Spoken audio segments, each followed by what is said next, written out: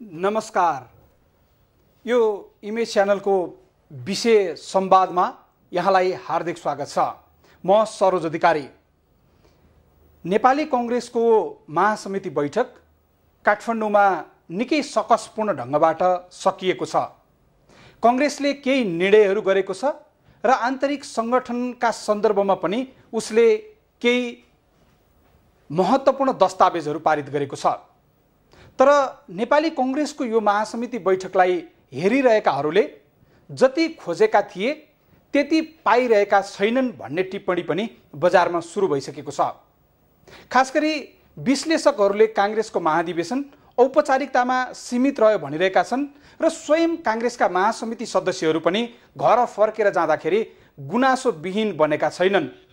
अहिले पनि गुनासोमै उनीहरू घर फर्किने तयारीमा छन् र फर्किरहेका छन्। आजको कार्यक्रममा हामी यही सन्दर्भमा कुराकानी गर्छौं। नेपाली कांग्रेस जो प्रमुख प्रतिपक्षी दल हो उसको यो महासमिति बैठक महाधिवेशन पछिको सबैभन्दा ठूलो निकाय हो।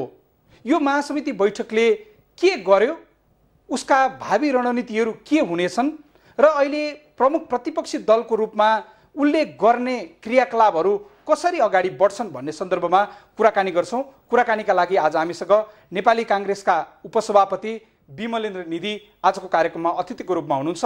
म आजका कार्यक्रमका अतिथि नेपाली कांग्रेसका उपसभापति यहाँलाई कार्यक्रममा स्वागत गर्न चाहन्छु। स्वागत छ। धन्यवाद। जय नेपाल। नेपाली कांग्रेसको यो महासमिति बैठक सकिँदै गर्दाखेरि यो महासमिति बैठकलाई कसरी मूल्याङ्कन गर्नुभएको छ? यो महासमितिको बैठक अत्यन्त सफलतापूर्वक सम्पन्न भएको छ। यसले नेपालको राजनीतिलाई र नेपाली कांग्रेसको प्रतिपक्षीको हैसियतले गर्ने भूमिकालाई र नेपाली कांग्रेसले आगामी चुनावमा कसरी विजय प्राप्त गर्ने त्यसको लागि नेपाली कांग्रेस पार्टीलाई र नेपाली कांग्रेसका नेतादेखि कार्यकर्तासम्म सदस्यसम्मलाई कसरी संगठित र सक्रिय पार्ने यो सबैको लागि एउटा सकारात्मक सन्देश दिएर सम्पन्न भएको छ। सौरजी, तपाईले सुरुमा जुन भन्नुभयो त्यो दुईटा शब्दावलीलाई मैले संशोधन गर्न चाहन्छु। तपाईले भन्नुभयो नेपाली कांग्रेसको महासमिति सकसपूर्ण तरिकाले सम्पन्न भएको छ। म यो कुरालाई अस्वीकार गर्दछु। म के भन्न चाहन्छु भने नेपाली कांग्रेसको महासमितिको बैठक सकसपूर्ण तरिकाले सुरु चाहिँ भएको थियो, सम्पन्न होइन। सुरु चाहिँ सकसपूर्ण तरिकाले नै भएको देखिएको थियो, तर सम्पन्न चाहिँ अत्यन्तै सुखद, जसलाई सुखान्त भन्छ नि, ह्याप्पी इन्डिङको रूपमा भएको छ। र नेपाली कांग्रेसको महासमितिबाट घर फर्कदै गर्दा कार्यकर्ताहरू गुनासो लिएर फर्केका छैनन्। यो सकसपूर्ण तरिकाले प्रारम्भ चाहिँ भएको थियो, यो चाहिँ म अस्वीकार गर्दिनँ। प्रारम्भ गर्ने बेलामा के लागेको थियो भनेदेखि गुनासो गुनासो लिएर फर्किन्छन् कि भनेर लागेको थियो। तर फर्किने बेलामा अब सबै एउटा सुखद सन्देश, एकताको सन्देश, कार्यक्रमहरू, एजेन्डाहरू, विधान लिएर फर्किरहेका छन्, राजनीतिक एजेन्डाहरू लिएर फर्किरहेका छन्, आर्थिक एजेन्डाहरू लिएर फर्किरहेका छन् र अहिलेको सरकार अधिनायकवादतिर उन्मुख भयो भने त्यसको लागि आन्दोलन गर्नसम्म तयार हुनुपर्छ भनेर नेताहरूको सन्देश लिएर फर्किरहेछन्। शेरबहादुर देउवा र रामचन्द्र पौडेल फेरि आपसमा झगडा गरेर बेमेल गरेर पार्टी बिग्रिने हो कि भन्ने चिन्ता थियो। दुवैजना एकदम एकताको साथ प्रस्तुत भएको र हामी एक छौँ, तपाईँहरू पनि एक हुनुहोस् भन्ने सन्देश लिएर फर्किरहेका छन्। तर होइन, तपाईँले भन्नुभएको यो कुरामा मैले पनि केही महासमिति सदस्यहरूसँग कुरा गरेको छु, पार्टीका सभापतिहरूसँग, जिल्ला सभापतिहरूसँग कुराकानी गरेको छु। तर उहाँहरूले भनिरहनु भएको छ हामी भारी गुनासाका साथ फर्किँदैछौँ, हामीले उठाएका थुप्रै विषयवस्तुहरू नेपाली कांग्रेसको विधानले सम्बोधन गर्न सकेन, नेतृत्वले जबरजस्ती लाद्यो भनिरहनु भएको छ नि। त्यो होइन, त्यो गलत हो। त्यो केहीले होला, सबैले होइन। मूल कुरा के हुन्छ भने विधान अहिलेको बनेको हो जुन छ नि, त्यो चाहिँ एउटा सम्झौताको दस्तावेज हो। यो कुरा ठिक हो, किनभने नेपाली कांग्रेसको अहिले संघीय संरचनामा गइसकेपछि प्रदेश बलियो होने कि, जिल्ला कार्य समिति बलियो होने कि, क्षेत्रीय समिति बलियो होने हो कि, स्थानीय तह बलियो होने हो कि, होइन? त्यो अहिले द्वन्द्व त छ। यहाँ मात्रै होइन, राष्ट्रिय राजनीतिमै अहिले द्वन्द्व छ। यो हामी संघीय लोकतान्त्रिक गणतन्त्रात्मक संरचनामा गएको छौँ, यो देश गएको छ। त्यसकारणले त्यसको अलिकति यो नयाँ प्रयोग भएको हुनाले शासन प्रणाली राज्यको संरचना नै नयाँ किसिमले हामी प्रयोग गरिरहेको छौँ नि त। त्यसकारणले यसको बारेमा मान्छेले आफ्नो भूमिका आफ्नो अधिकार जुन ठाउँमा छ, जो क्षेत्रीय सभापति छ क्षेत्रीय समितिले बलियो होस्, जो जिल्ला सभापति छ जिल्ला कार्यसमितिले बलियो होस्, जो अब प्रदेशको संरचनामा प्रदेशको सभापति बन्न चाहने र प्रदेश कमिटीमा आउन चाहनेहरू छन्, उनीहरू प्रदेश बलियो भइदिए हुन्थ्यो। त्यसकारण यो मनोविज्ञानको कारणले गर्दाखेरि विधानमा सबै कुराहरू सबैले चाहेको अनुसार त हुँदैन। त्यसकारण त्यो होइन, दर्ता भएको छ, महासमिति सदस्यहरूले हामीले दर्ता गराएका छौँ भन्नुभएको थियो। सबै बुथबाटै चुनिएर आउनेहरू मात्रै महाधिवेशन प्रतिनिधि बनाइनुपर्छ, स्वतः केन्द्रीय समितिमा रहेका महाधिवेशन प्रतिनिधि हुन हुँदैन भन्ने एउटा विषय र अर्को समानुपातिक तर्फको अवसर दुईटै विषयको बारेमा एकचोटिका लागि मात्रै हुन्छ अहिले पार्टीको संरचना भन्ने हामी असफल भएका होइनौँ। मूल कुरा के छ भने पार्टीको विधान संशोधन गर्नु, पार्टीको संरचना सङ्घीय संरचना अनुसार देशको संघीय संरचना अनुसार बनाउनको प्रयोजनको लागि हो। त्यसकारणले यसको महत्त्वपूर्ण मुद्दा भनेको यो केन्द्रीय सदस्यहरू स्वतः आउने अथवा नआउने त्यो महत्त्वपूर्ण मुद्दा होइन, अथवा एकपटक समानुपातिकको लागि अवसर पाएकाहरू पुरा दोहोरिनुपर्छ वा दोहोरिनु हुँदैन त्यो महत्त्वपूर्ण एजेन्डा होइन। त्यो केही साथीहरू राख्नुभयो मैले भनिरहेको छु, यसको बारेमा छलफल हुन्छ। यसको बारेमा केन्द्रीय समितिले उहाँहरूले राख्नु भएको धारणालाई आधार मानेर एउटा निष्कर्ष पुर्याउने छ। तर मूल मुद्दा त्यो होइन। मूल मुद्दा के हो भनेदेखि अहिले 240 निर्वाचन क्षेत्रको आधारमा जो नेपाली काङ्ग्रेस सङ्गठित थियो त्यसलाई 165 निर्वाचन क्षेत्रको आधारमा कसरी सङ्गठित गर्ने। पहिले 3000 देखि 4000 तपाईँको स्थानीय तह निकाय थियो, त्यसले अब 753 स्थानीय तहको आधारमा कसरी तपाईँको सङ्गठित गर्ने। त्यस्तै पहिले तपाईँको प्रदेशहरू थिएन, अब 7वटा प्रदेश हो। सङ्घीय सिद्धान्तको र सङ्घीय संरचनाको मूलभूत अङ्ग भनौँ, त्यसलाई अवयव भनौँ, भनेको प्रदेशहरू हुन्। त्यसकारणले प्रदेशहरू जुन निर्माण भयो त्यो 7वटा प्रदेशको लागि कस्तो किसिमको कमिटी बनाउने अथवा कस्तो किसिमको व्यवस्था गर्ने। प्रदेशहरूको लागि त पहिले तपाईँको निर्वाचन क्षेत्र नै थिएन, संसदको लागि मात्रै निर्वाचन क्षेत्र थियो। अब प्रदेशको लागि पनि निर्वाचन क्षेत्र हो। देशभरिमा प्रादेशिक निर्वाचन क्षेत्र तपाईँको 330वटा बन्यो हो। यो 330वटा निर्वाचन क्षेत्रभित्रको प्रतिनिधित्व कसरी हुने र त्यसको कार्यसमितिहरू सङ्गठनात्मक संरचना कसरी हुने, क्रियाशील सदस्यता र साधारण संस्था जुनको व्यवस्था थियो त्यो सदस्यताहरू कसरी हुने, यो मूलभूत विषय हो। केन्द्रीय जुन समिति छ, केन्द्रीय समिति, प्रदेश समिति, जिल्ला समिति, क्षेत्रीय समिति, स्थानीय तहको समिति, यो सबै तहको समितिहरूमा समावेशिताको सिद्धान्त जुन हामीले ग्रहण गऱ्यौँ कदम जम, यो शेरबहादुर देउवाकै नेतृत्वमा हामीहरूले नेपाली काङ्ग्रेस पार्टीमा मात्रै होइन नेपालकै राजनीतिमा संविधानमै पनि हामीले जुन समावेशिताको सिद्धान्तलाई ग्रहण गर्न लगाएका छौँ त्यो नेपाली काङ्ग्रेसको देन हो। त्यसको अगुवाई शेरबहादुर देउवाले गर्नुभएको हो। अहिले नेपाली काङ्ग्रेस पार्टीमा त्यही भएको हो। त्यसकारण यो समावेशितालाई कसरी तपाईँको सङ्गठनात्मक रूपमा संरचनागत रूपमा कसरी व्यवस्थित गर्ने, कसरी ग्यारेन्टेड गर्ने, यी कुराहरू महत्त्वपूर्ण कुराहरू हुन्।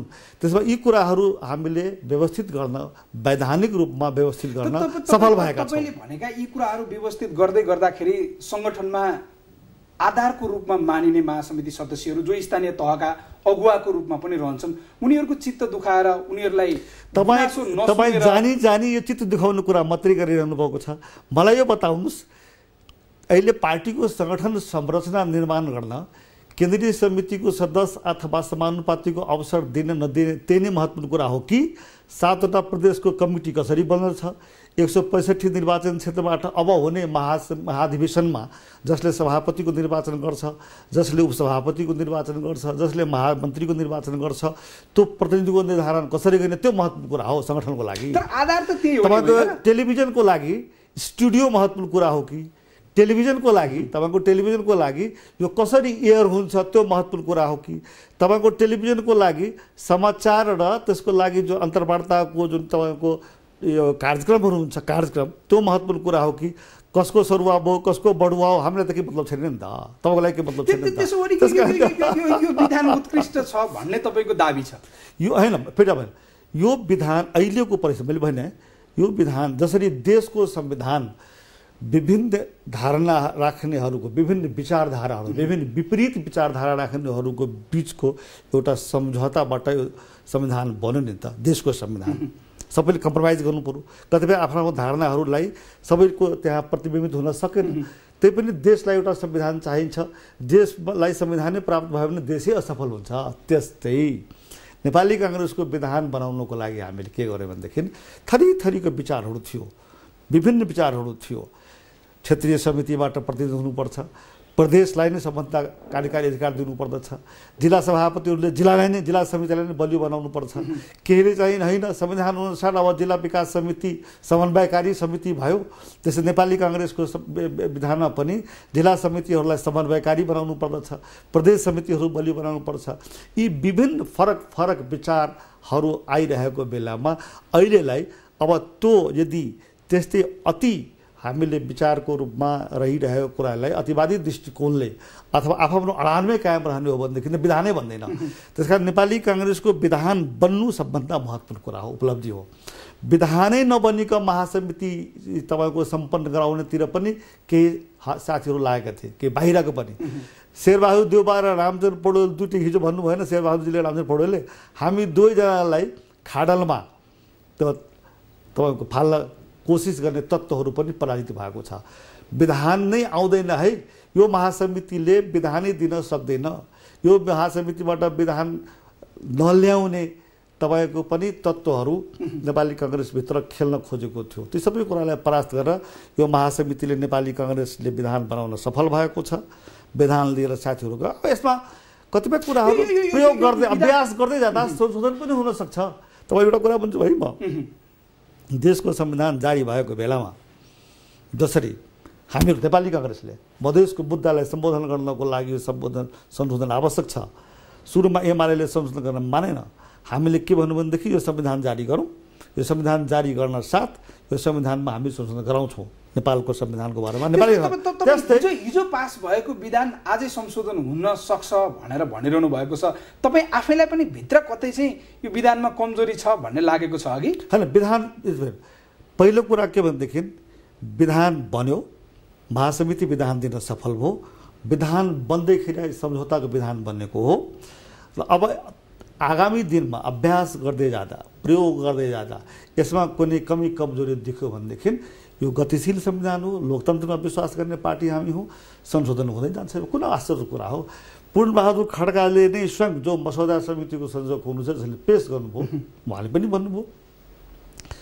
साथीहरू सुझाव दिनुभएको छ त्यसलाई हामीले केन्द्रीय कार्य समितिले परिमार्जन गरी राख्नेछौँ तर यो पारित भएर गइसकेपछि पनि प्रयोगबाट आयो भने कतिपय कुराहरू संशोधन हुन सक्छ ठुलो कुरा हो तर यो नेगेटिभ कुरा होइन कुरा के हुन्छ भनेदेखि नि म फेरि मलाई बडो गाह्रो हुन्छ तपाईहरुको छलफल बहसमा टुङ्गाउँदा मैले आउने बेलामा सोधेको थिएँ यहाँ नेपालमा अहिले जति पनि टेलिभिजनहरू छन् त्यो टेलिभिजनमा सबभन्दा राम्रो सबै प्रविधिहरू युक्त भएको टेलिभिजन स्टुडियो कसको छ तपाईहरुको टेलिभिजनको स्टुडियोमा जाँदाखेरि पनि तपाईको उता तार फालिएको हुन्छ उता लट्केको हुन्छ अब त्यो कमी कमजोरीलाई मात्रै मैले प्रदर्शित गरे हो भनेदेखि हामीहरू धेरै स्टुडियोमा जान्छौँ नि त्यो स्टुडियो भित्रको प्राविधिक पक्ष त्यो स्टुडियो भित्रको तपाईको प्रसारणको पक्षलाई मात्रै हेर्ने हो भनेदेखि त सबै टेलिभिजनको बारेमा आलोचना मात्रै हुन्छ अब आलोचना मात्रै गर्ने हो भनेदेखि टेलिभिजन स्टुडियोहरूको आलोचना गर्न सकिन्छ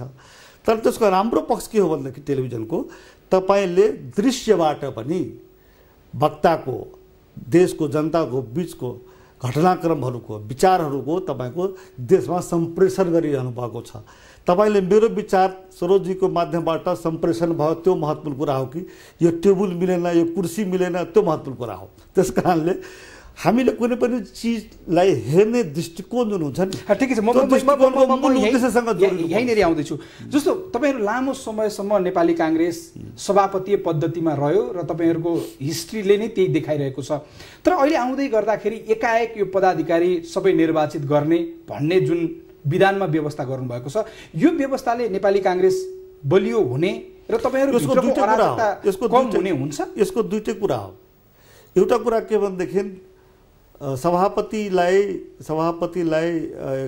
पदाधिकारीहरू केही मनोनयन गर्ने अधिकार दिनुपर्छ भन्ने पनि नेपाली कांग्रेसभित्र बलियो एउटा तर्क रहेको छ। मलाई पनि के लागेको छ, मिश्रित रूपमा हुनुपर्दछ। केही निर्वाचित र केही मनोनित गर्यो भनेदेखि व्यावहारिक रूपले सङ्गठन सञ्चालन गर्न राम्रो हुन्छ र यो त्यसलाई तपाईँको अलोकतान्त्रिक प्रणाली भन्न मिल्दैन। बहस कसरी चल्यो भनेदेखि तपाईँको नेपाली कांग्रेसभित्रमा पनि र नेपाली कांग्रेस बाहिर लेखकहरूले पनि यो सभापतिलाई बलियो बनाउने कि कमजोर बनाउने, सवाल यो सभापतिलाई बलियो र कमजोरको होइन। सवाल के हो भने लोकतान्त्रिक सिद्धान्त अन्तर्गत सङ्गठन सञ्चालनको लागि जब हामी सङ्गठनको संरचना निर्माण गर्दछौँ, त्यो सङ्गठनको संरचना निर्माण गर्दाखेरि जो नेतृत्वमा हुन्छ, नेतृत्वदायी पदाधिकारी हुन्छ, त्यसलाई तपाईँको सहज रूपले कार्य सञ्चालन गर्नको लागि सङ्गठन निर्माण गर्ने कि नगर्ने त्यो कुरा हो। अब बहस यसरी भयो कि मानव तपाईँको सभापतिले मनोनयन गर्यो भनेदेखि त्यो त अलोकतान्त्रिक हुन्छ।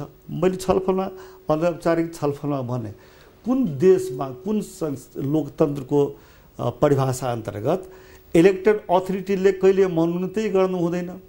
इलेक्टेड अथोरिटीले मनोनित गरेको व्यवस्था पनि लोकतान्त्रिक प्रणाली अन्तर्गतकै एउटा मोडल हो।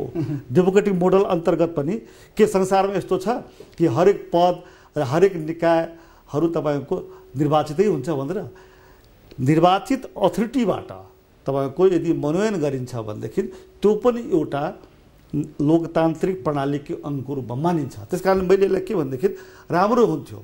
अब एउटा बहस छ, जस्तो सबै पदाधिकारी निर्वाचित भयो भनेदेखि एकजना साथीले भन्नुभयो सभापति, महामन्त्री, उपसभापति, सहमहामन्त्री सबै निर्वाचितै हुने हो भनेदेखि ती निर्वाचित पदाधिकारीहरू त केन्द्रीय कार्य समितिप्रति एकाउन्टेबल हुँदैन।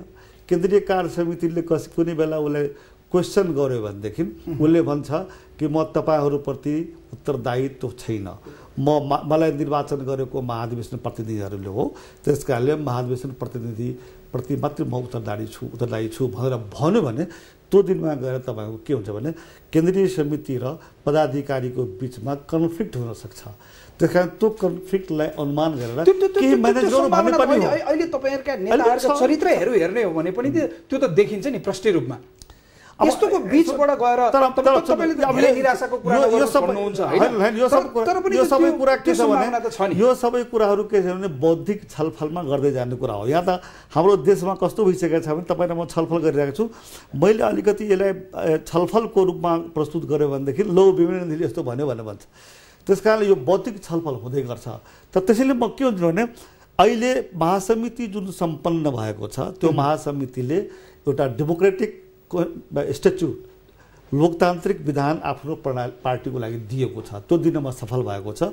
यो सबभन्दा राम्रो पक्ष हो, सबभन्दा सकारात्मक पक्ष हो र हाम्रो पुँजी हो। यो त्यसलाई हामीले प्रयोग गर्न सक्छौँ। जति पदाधिकारी बनाउनु भएको छ, जति केन्द्रीय सदस्यहरू बनाउनु भएको छ, क्लस्टरहरूमा छुट्याउनु भएको छ, त्यो सबैको कार्यविभाजन अब कसरी हुन्छ? भएको अहिले कि उपसभापति एकजना त तपाईँ हुनुभयो, अर्को उपसभापति कामविहीन हुनुहुन्छ क्यारे? होइन, सबैले काम पाउनुहुन्छ। मेरो लागि त अब केन्द्रीय प्रशिक्षण प्रतिष्ठान छ, त्यो हेरेको छु। अब सभापतिले दिनुहुन्छ त्यसको लागि काम दिनुहुन्छ। काम त धेरै छ नि, पार्टीमा काम त धेरै छ, सबै काम हुन्छ। भनेपछि यो सहमति जुटाउने एउटा दस्तावेज मात्रै बन्यो विधान? त्यो कुन गलत कुरा हो? विधान बनेकै यो थ्योरी नै हो। यो राजनीति शास्त्रीलाई सोध्नुहुन्छ भने तपाईँको हो कुनै देशको संविधानवादीहरूलाई कन्स्टिट्युसनल एक्सपर्टहरूलाई सोध्नुहोस्, राजनीतिक शास्त्रीलाई सोध्नु। संविधान भनेको त्यसलाई के भन्छ भने सोसल कन्ट्र्याक्ट भन्छ, सामाजिक सम्झौता। संविधान अथवा कानुनको निर्माणको आधार नै के हो भने सम्झौता हो। त्यो सम्झौता भयो भने गलत कुरा होइन, यो राम्रो कुरा हो। डेमोक्रेसी लोकतन्त्र भनेकै सम्झौता हो। फरक फरक विचारधाराहरूको बिचमा सहमति भएर त्यो सहमतिको एउटा निष्कर्ष निकालेर त्यसलाई निर्णयमा पुर्याउनु र कार्यान्वयन गर्न सक्नु नै तपाईँको डेमोक्रेसी हो। त्यस कारणले यो विधान, नेपाली काङ्ग्रेसको विधान सम्झौताको दस्तावेज हो। देशको संविधान पनि सम्झौताको देश हो। अहिले भने पनि भोलि भने, तर एउटा सँगसँगै अर्को एउटा पोजिटिभ एस्पेक्ट तपाईँलाई ध्यान्छु। नेपाली काङ्ग्रेस मात्रै होइन, नेपालमा कुनै पनि राजनीतिक दल बताइदिनुहोस् आन्तरिक रूपमा यति लोकतान्त्रिक तपाईँको विधान र त्यसको प्रयोग भएको पार्टी मलाई कुनै देखाइदिनुहोस्। भारतमा देखाइदिनुहोस्, पाकिस्तानमा देखाइदिनुहोस्, श्रीलङ्कामा देखाइदिनुहोस्, बङ्गलादेश। त्यही भएर त तपाईँहरूले विश्वको उत्कृष्ट विधान बनायो भनेर भएको छ नि। म यहाँनिर ठिकै छ, तपाईँहरूको विधान सुन्नुहोस् न, तपाईँको मलाई एकचोटि तपाईँको टेलिभिजनको यदि रिसर्च गर्ने कुनै विङ छ भने तपाईँले बताइदिनुहोस्, संसारको कुन चाहिँ टेलिभिजनमा अथवा मिडियामा कुनै पनि दलको आन्तरिक चुनावको बारेमा, आन्तरिक विधानको बारेमा यति बहस तपाईँको होस् जति बहस नेपालमा हुन्छ जति तपाईँहरूले गरिरहनु भएको छ कतै छ? किन छैन भने कहीँ पनि तपाईँको लोकतान्त्रिक आधारमा निर्वाचन गरेर त्यहाँको सभापतिको निर्वाचन हुँदैन, विधानको व्यवस्था। ठिकै छ। अहिले जसरी विधान सँगसँगै अरू थुप्रै दस्तावेजहरू पनि नेपाली काङ्ग्रेसले पारित गरेको छ। आज मान्छेहरू राजनीतिक प्रस्ताव प्रस्तुत गर्नुभएको। ठिकै छ। तपाईँहरूको यो प्रस्तावहरू पारित हुँदै गर्दाखेरि आम मानिसले काङ्ग्रेसको यो महासमिति बैठकबाट जे खोजेको थियो, जे जवाफ चाहेका थिए, प्रमुख प्रतिपक्षी दल वेटिङ सरकारको रूपमा पनि हो, तर काङ्ग्रेसले जे दिनु पर्थ्यो आज प्रतिपक्षी कहाँ छ भनेर जनताले खोजिरहेका छन् भन्ने टिप्पणी भइरहेको छ। पहिलो कुरा वेटिङ सरकारको रूपमा हो, तर नेपालको अहिलेको संसदको जुन तपाईँको संरचना छ, निर्वाचनको परिणाम जसरी आएको छ, हामी सशक्त प्रतिपक्षीको रूपमा छौँ। वेटिङ सरकारको सिद्धान्तलाई हामी ग्रहण गर्छौँ। छाया सरकार जसलाई भन्छ अथवा पर्खिरहेको सरकारमा। तर के छ भनेदेखि यो निकट भविष्य तुरुन्तै यो सरकार बदलिन्छ र प्रतिपक्ष सरकारमा आउँछ भन्ने जुन अर्थसहितको वेटिङ गभर्मेन्ट भनिन्छ त्यो रूपमा हामी छैनौँ। किनभने अहिले नेपाल कम्युनिस्ट पार्टीले प्राप्त गरेको जुन मत छ त्यो मत यति छ कि यो तत्कालै तपाईँको यो सरकार ढल्नेवाला छैन र हामी पनि यो सरकार ढाल्ने राजनीतिमा लागिरहेका छैनौँ। नेपाली काङ्ग्रेसले प्रतिपक्षको भूमिकालाई परिभाषित गर्ने सन्दर्भमा हामी प्रश्न छौँ। हामी यो कुरा राम्ररी छ हामीलाई र बुझेका छौँ। यो सरकारले परिवर्तन गर्नको लागि हामीले प्रतिपक्षी भूमिका निर्वाह गर्छौँ भनेर आफ्नो कार्यदिशा निर्धारण गरेका छैनौँ। हामी प्रतिपक्षमा छौँ। यो आज तपाईँहरूको मुख्य कार्यदिशा महासमिति बैठक सकिएर जाँदै गर्दा म भन्दैछु म यो पढेर सुन्न चाहन्छु। मुख्य कार्यदिशाको लागि मैले यो राजनीतिक प्रस्तावमा जुन यो लामो छ यो सबै विषयलाई टच गरेको छु, तर निष्कर्ष यसको छ अन्तमा जसमा मैले भनेको छु, म एकचोटि पढेर तपाईँलाई सुनाइदिन्छु। माथि उल्लेखित सबै प्रतिबद्धताहरूको सफल कार्यान्वयनका लागि नेपाली काङ्ग्रेस पार्टीलाई अझै सङ्गठित र सशक्त बनाउनु आवश्यक छ। सैद्धान्तिक वैचारिक प्रष्टता र प्रतिबद्धता यसको लागि पहिलो शर्त हो। थ्योरेटिकल र आइडियोलोजिकल क्लियरिटी पहिले हुनु पर्यो। आइडियोलोजिकल क्लियरिटी नभइकन त कमिटमेन्ट आउन सक्दैन। त्यस कारणले यो राष्ट्रियताको बारेमा होइन त्यस बहसले निर्धारण गरिसक्यो। मैले भनिसकेँ राष्ट्रियता, लोकतन्त्र, समाजवाद नेपाली काङ्ग्रेसको पुरानो आफ्नो सधैँदेखिको मान्यता हो। 5वटा परिवर्तन भएको छ: गणतन्त्र, सङ्घीयता, समावेशिता, धर्मनिरपेक्षता र मिश्रित निर्वाचन प्रणाली, त्यस्तै अहिंसा र शान्ति। यो 9वटा जुन हाम्रो सैद्धान्तिक र वैचारिक पक्ष हो त्यसको बारेमा प्रस्ताव चाहियो। पक्कै म सुनाउँछु तपाईँलाई। अब यो सैद्धान्तिक वैचारिक प्रस्ताव भइसकेपछि यसको प्रति प्रतिबद्धता यसको लागि पहिलो शर्त हो। के को लागि? सङ्गठित र सशक्त बनाउनको लागि। अब त्यस्तै सङ्घीय राज प्रणालीको संरचना अनुसार पार्टीको पनि प्रश्न हौँ है। अनि त्यसपछि दोस्रो तपाईँले 9वटा परिवर्तनको उपलब्धिहरू भन्नुभयो नि, तपाईँहरूको बैठकमा अहिले सबैभन्दा महत्त्वपूर्ण ढङ्गबाट तपाईँले भनेका मध्ये अर्को एउटा उपलब्धि तपाईँ भन्नुहुन्छ धर्मको बारेमा। एक थरीले के भनिरहेका छन् भने काङ्ग्रेसभित्र हस्ताक्षर अभियान नै चलाए हिन्दू राष्ट्र हुनुपर्छ भनेर। तर त्यो कुरो खास गरी तपाईँले चाहिँ विमलेन्द्र निधिले सुन्नै चाहेन भनेर बाहिर टिप्पणी गरिरहेको छ। होइन, गलत कुरा त सुन्न त किन, म आफै हिन्दू हुँ र म हिन्दू हुँ भन्ने कुरामा गर्व गर्दछु। तर हिन्दू हुँ भनेर म धर्मनिरपेक्षतावादी हिन्दू हुँ, यसमा कुनै लाज नमानिकन भन्छु। नेपाल हिन्दू राष्ट्र पहिले केही थिएन। नेपाललाई हिन्दू राष्ट्र बनाएको राजाहरूले हो। अब नेपाल हिन्दू राज्य भन्छु है, राष्ट्र होइन, हिन्दू राज्य। राज्य भनेको कुनै धर्मको आधारमा निर्माण हुँदैन, गर्नु हुँदैन। आधुनिक राजनीतिक प्रणालीमा, आधुनिक राजनीतिक शासन प्रणालीमा राज्य भनेको मानवाधिकार, स्वतन्त्रता, लोकतन्त्रको आधारमा यो राजनीतिक पक्ष हो। त्यसको आधारमा निर्माण हुन्छ। त्यस कारणले नेपालको समाज चाहिँ हिन्दू बाहुल्य समाज हो, बहुमत हिन्दूहरूको छ।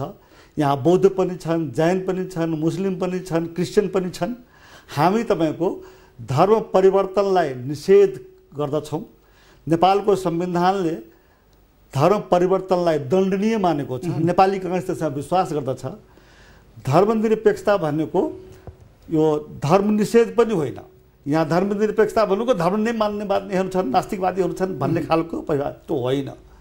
धर्मनिरपेक्षता भनेको धार्मिक स्वतन्त्रता हो। यो कुरालाई हामीले मानेका छौँ। नेपाली कांग्रेस भित्र भएको हस्ताक्षरलाई तपाईँहरूले बन्द सत्रमा त्यो एउटा एजेन्डाको विषय पनि बन्न दिनु भएन। बोल्दै गर्दाखेरि तपाईँहरूको नेतृत्वले त्यसको जवाब पनि दिनु भएन। जरुरी थिएन, मानेनौँ। के भयो त्यसमा खालि हिन्दू राष्ट्र भन्नेहरू पक्षमा बोल्ने मात्र होइन, धर्मनिरपेक्षताको पक्षमा पनि धेरैले बोलेका छन्। धेरैले तपाईँहरू टिप्नुहुन्न, तपाईँहरूको आशा त्यही होला।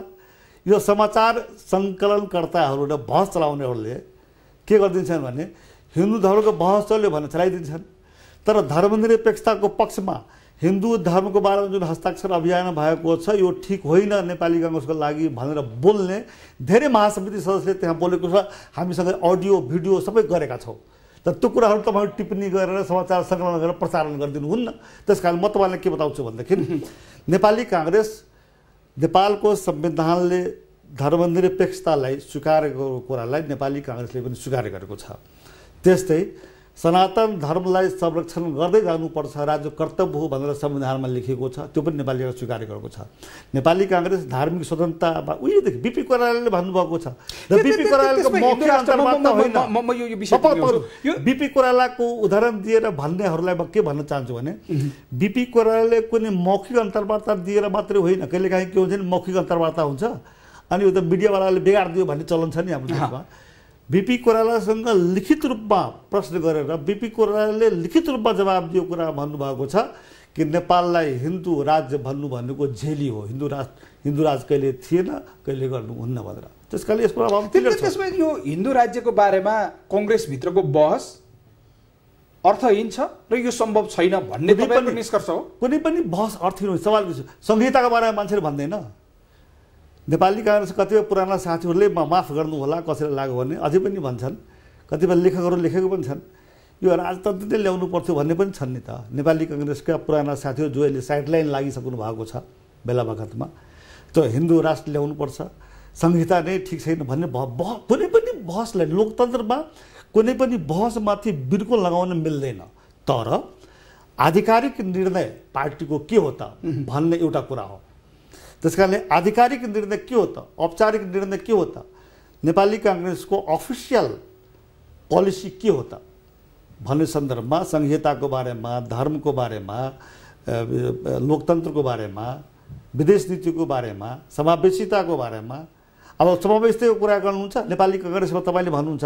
शेरबहादुर देउबाजीले के भन्नु भनेदेखि यो प्राधिकारिकबाट टुङ्गो लगाउनको लागि म सबै कुरामा कम्प्रोमाइज गर्न सक्छु, तर क्लस्टरको आधारमा तपाईँको 8वटा सहमहामन्त्री बनाउनु पर्छ भन्ने कुरालाई म चाहिँ यसमा कम्प्रोमाइज गर्नुहुन्न, यो त मान्नै पर्छ।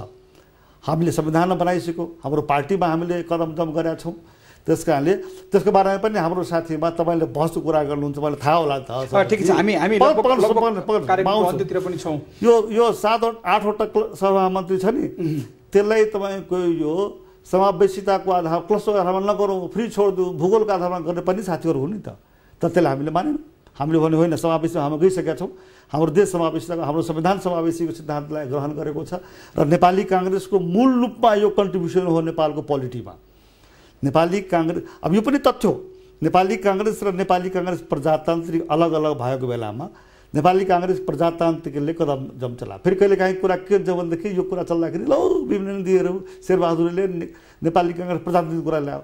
अब कुनै ऐतिहासिक तथ्य छ जसरी बिपी कोइराला र सुवर्ण शमशेरले दुईटा अलग अलग कांग्रेस बनाउनु भएको थियो नि जमानामा, राष्ट्रिय कांग्रेस र प्रजातान्त्रिक कांग्रेस। त्यो दुईटा मिलेर तपाईँको नेपाली कांग्रेस बनेको हो नि त। त्यो हिस्टोरिकल फ्याक्ट हो। यो तथ्यलाई इन्कार गर्न सकिँदैन। त्यस्तै नेपाली कांग्रेस र नेपाली कांग्रेस प्रजातान्त्रिक दुईटै मिलेर के गर्यो भने त एकीकरण भयो। त्यो बेलामा हामीले संहिताको, त्यो बेलामा कदमजमको, त्यो बेलामा राजाको पनि विकल्प हुन्छ है, राजनीतिक विकल्प होइन भनेर नेपाली काङ्ग्रेस प्रजातान्त्रिकमा हामी हुँदाखेरि हामीले पोलिटिकल एजेन्डा हामीले पारित गरेका। ठिकै छ, अलिकति यतापट्टि आउँ। यो अहिले आज नेपाली काङ्ग्रेसको महासमिति सकिँदै गर्दाखेरि नेपाली काङ्ग्रेसले वर्तमान सरकारलाई हेर्ने दृष्टिकोण र आम नागरिकलाई आश्वस्त बनाउने मैले त्यसरी यो सबैको लागि भन्न खोजेको थिएँ। मैले यो फेरि पनि सुनाउँछु आगामी दिशाहरू आम नागरिकलाई आश्वस्त पार्ने। नेपाली काङ्ग्रेसले अब के गर्छ भन्दाखेरि अब यी सबै कुराहरूलाई कारण नेपाली काङ्ग्रेसले पार्टीको विधान संशोधनको ध्येय र प्रयोजन यही नै हो। यसलाई पुरा गर्न पार्टीका सबै तहका नेता र सदस्यहरू अब हामीले के गर्ने भन्ने कुराको लागि पार्टीका सबै तहका नेता र सदस्यहरू जनता, मतदाता, समर्थक, शुभेच्छुकहरूसँग सम्पर्क, संवाद, नीति, प्रशिक्षण, आचरण, अनुशासन, एकता र सक्रियता, सङ्गठन सुदृढीकरणका प्रमुख सूत्र र कार्यहरू। अब हामी कार्यहरू गर्छौँ। यो राजनीतिक एजेन्डामा दैनिक कार्यक्रम उल्लेख हुँदैन, नीतिगत रूपमा लेखिन्छ। त्यस कारण हामीले के भन्यो भनेदेखि अब हामी के गर्छौँ, नेता र सदस्यहरूसँग, जनतासँग, मतदातासँग, समर्थकसँग, शुभेच्छुकसँग के गर्छौँ, सम्पर्क गर्छौँ, संवाद गर्छौँ, नीतिको बारेमा छलफल गर्छौँ, प्रशिक्षण गर्छौँ। हाम्रो आचरण पालन भयो कि भएन, आचरण यसरी गर्नुपर्छ भने हामी प्रशिक्षण गर्छौँ, अनुशासनको बारेमा गर्छौँ, एकता र सक्रियता बढाउँछौँ। यो सबको कार्यक्रम लिएर हामी देशभरिमा जान्छौँ। 753 तहमा, तपाईँको 165 निर्वाचन क्षेत्रको तहमा, 303 प्रादेशिक निर्वाचन क्षेत्रको तहमा, 7वटा प्रदेशको तहमा, 77वटा जिल्लाको तहमा विभिन्न रूपमा यो कार्यक्रमहरू हामी सञ्चालन गर्छौँ। लोकतन्त्रमा राजनीतिक दलको भूमिका के हुन्छ त्यो पनि हामीले कार्यक्रम यहाँ लेखिसक्यौँ। लोकतन्त्रमा राजनीतिक दलको भूमिका दुईटा हुन्छ, प्रतिपक्षको र सत्तापक्षको, र यो दुईटै भूमिकाको लागि सधैँ सक्षम र हामी तत्पर हुनुपर्दछ। त्यसको लागि हामी के गर्छौँ, देश र जनताको पक्षमा, सरकारको जनविरोधी कामको विपक्षमा, सदन र सडक दुईटैमा हामी सधैँ सक्रिय रहन्छौँ। विरोध, जुलुस, प्रदर्शन र शान्तिपूर्ण आन्दोलनका लागि पनि हामी तयार रहन्छौँ। आगामी सबै तहका निर्वाचनमा विजय हुनको लागि योजनाबद्ध रूपमा निरन्तर कार्यरत हामी रहन्छौँ। हामीले यिनै कुराहरू पारित गरेका छौँ। राजनीतिक दस्तावेजमा पनि राजनीतिक दस्तावेज मैले यो राजनीतिक दस्तावेज भनेको आन्दोलनको यो म एउटा कुरा के भन्न चाहन्छु, राजनीतिक दस्तावेज भनेको मुङफली खानको लागि हुँदैन। कुनै पनि पार्टीको कार्यदिशा आगामी के हो भनेर राजनीतिक दस्तावेजले बताउँछ। त्यसैले मैले यो चर्चा गरेँ, जब राजनीतिक दस्तावेजमा हामीले यो पारित गऱ्यौँ भनेदेखि हाम्रो कार्यदिशा, हामी आगामी कार्यक्रम अब मेरो यो राजनीतिक दस्तावेजको अन्तिम पाराग्राफ जुन छ नि हो त्यही हो। यसमा हामीले सबै हाम्रो ऐतिहासिक तपाईले लेखेको यो वर्तमानमै आउँदैछु, तपाईले यहाँ लेख्नु भएको छ आन्दोलनको कुरा, अहिंसात्मक आन्दोलनको कुरा गरिरहनु भएको छ। हिजो तपाईँको पार्टी सभापतिले पनि समापन समारोहमा आन्दोलनका लागि तयार हुन कार्यकर्तालाई निर्देशन नै दिनुभयो एक प्रकारले। तपाईँहरू कुण्ठा मात्रै साँच्दै हुनुहुन्छ वर्तमान सरकारसँग कि साँच्चै त्यो आन्दोलनको विषयवस्तुहरू पाइरहनु भएको छ? होइन, आन्दोलन कुनै हाम्रो रहर होइन, आन्दोलन हामीले गर्छौँ भनेर हामी चाहेको होइन। तर नेपाल कम्युनिस्ट पार्टीको जो सरकार छ, प्रधानमन्त्री ओलीजीले जसरी अहिले सरकारको सञ्चालन गरिरहनु भएको छ, अधिनायकवादतिर गइरहनु भएको छ, एकदलीय शासन प्रणाली तपाईँको नेपालमा लाद्नको लागि, ल्याउनको लागि एउटा वातावरण बनाइरहनु भएको छ। त्यो त लोकतन्त्रको खिलाफमा हो नि त। हामी प्रतिपक्षको हैसियतले त्यो त टुलटुलो हेरेर बस्न सक्दैनौँ। त्यस कारणले सभापतिजीले के भन्नु, पार्टी सभापतिले के भन्नु भनेदेखि आउन सक्छ कुनै दिन यस्तो अहिलेको सरकार, उहाँले के भन्नुभयो, आफ्नै प्रधानमन्त्रीले जसरी तपाईँको अहिलेको आफ्नै पार्टीको असहमत हुने हरूलाई त तपाईँको पेलिरहनु भएको छ भनेदेखि हामीलाई त के सहनु होला उहाँले भनेर भन्नुभयो नि। एकदमै हामी त्यस कारणले हामी सरकारको गलत कामको विपक्षमा र जनताको पक्षमा, दुईवटा कुरा भने नि त, सरकारको गलत कामको विरोधमा र जनता र देशको पक्षमा हामी सधैँ सक्रिय रहन्छौँ। जुलुस, आन्दोलन, अन्तर्क्रिया, गोष्ठी, विचार, सम्प्रेषण, हरेक सरकारको हरेक गतिविधिलाई हामी निगरानी गर्छौँ, वाच गर्छौँ र जनतामा त्यो कुराहरूलाई हामीले सम्प्रेषित गर्छौँ। ल है सरकार चाहिँ यसरी अधिनायकवादी काम गरिरहेको छ, कानुन व्यवस्था तपाईँको कायम गरिरहेको छैन, अपराधीहरूलाई ठिकै छ म एकदमै अन्त्यमा छु। म यो महासमितिबाट यो विधान पारित भए सँगसँगै तपाईँहरूको महाधिवेशन पनि लाग्यो भन्ने चर्चा छ। तपाईँ अरूलाई नै नेता बनाउने तयारीमा हुनुहुन्छ या अबको महाधिवेशनमा आफै नेता बन्ने तयारीमा हुनुहुन्छ? के छ एकदमै छोटोमा? अब शेरबहादुरजी र रामचन्द्रजी उहाँहरू दुईजना नै लड्छु भन्नुभएको छ। उहाँहरू दुईजना लड्नु हो भने किन उहाँहरूकै दुईजना मध्ये कुनै एकजनालाई सहयोग गर्नुपर्ने हुन्छ। उहाँहरू दुईजना लड्नु भएन भने त्यसपछि विचार गर्नुला। सभापति बन्ने इच्छा कसको हुँदैन, मेरो पनि हुनसक्छ नि त। कार्यक्रममा समय दिनुभयो, यहाँलाई धन्यवाद। धन्यवाद। आजको संवाद यहीँ सकिन्छ। सबै प्राविधिक मित्रहरू सहित म सरोज अधिकारी पनि बिदा चाहन्छु। इमेज टेलिभिजन हेर्दै रहनुहोला। नमस्ते।